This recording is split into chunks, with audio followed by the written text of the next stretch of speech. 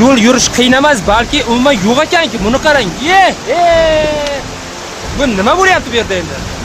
Katta marina qoplami shag'allar ustidan suv kirib borib, pastdan o'zanga qo'shiladi. Keyingi bosqichlarda tuproq qoplami shakllangan, pastda asosiy marina qoplami bor. Muzlik eritib o'ziga bor hosil qilyapti. E'tibor beradigan bo'lsak, atrofda tepasida ham muzliklar bor. Yon tomonlarida ham erib, keyin ko'chib tushyapti. Agar ovoz eshitilayotgan bo'lsa, tosh dumalab suv o'zi bilan toshlab ketyapti. Suvning og'irligiga nisbatan loyiqa hozirda og'irligi yuqori, shuning uchun ham o'zi bilan toshlar surib ketish imkoniyatiga ega.